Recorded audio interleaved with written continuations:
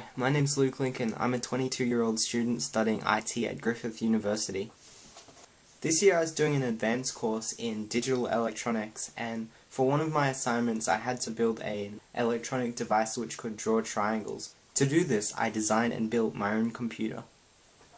In order to do a project like this, you're gonna have to understand digital electronics, probably some high-level programming language like C or Python, the concept of an assembly language, some sort of mathematics including algebra and discrete structures, as well as how to use FPGAs and a hardware description language.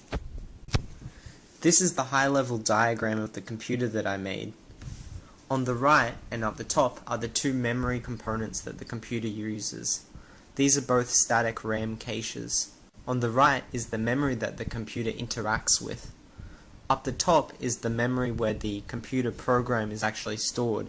I separated the program from the regular memory in order to simplify my computer.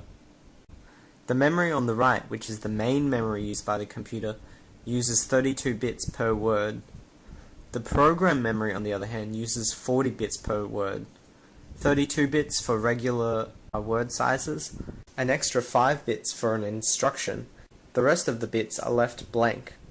The computer processes a program which draws triangles to the frame buffer, which is then output to the display screen.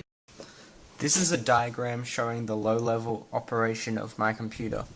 In the black squares, there are 4 different registers which are used for computer operation.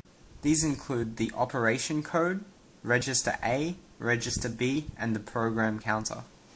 I separated my computer into a control unit and an ALU. The control unit interacts with the program static RAM, the memory static RAM or the main memory, as well as the frame buffer SRAM. The ALU can update the program counter and alter register A and B based on the operation code. I use a special multiplexer which decides whether the registers should be updated by the control unit or the ALU. My computer is a basic state machine which has 2 main states. 1, it fetches the new operation code, and 2, it executes that code. I invented my own assembly language which I used to run on the computer that I built. This assembly language is very basic and only uses a few instruction codes. Each of these codes is 5 bits each. Each operation is performed on a 32-bit word. I used Python to build an interpreter and a machine code assembler for the assembly language. I used the Python program to convert the assembly code into machine code, which I then upload onto the FPGA. To write the assembly language which draws the triangles took the longest time. This is the code here. It took over 600 lines of the assembly language just to draw 3 triangles to the screen and refresh the frame buffer.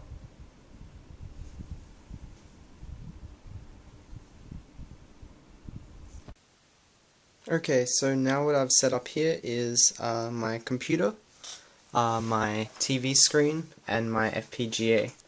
So I'll turn the FPGA on. Okay, here we go. That's the default image that comes up. You can switch it for this one, like this, using the switch. But now I'll just open up my program. So I wrote it using the Quartus 2 IDE, and I used AHDL. So open project. The code is too difficult to explain in the YouTube video, so I'll just simply test the program. So programmer, start. Okay. Now it should load the program onto the FPGA and it should begin running, executing the program.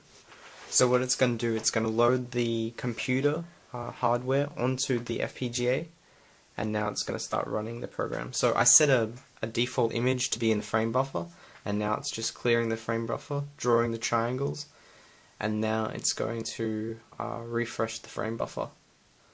I've set the CPU clock to be extremely slow so that we can see the actual individual pixel updates which are executed in assembly code by the computer, by the FPGA. So there we go.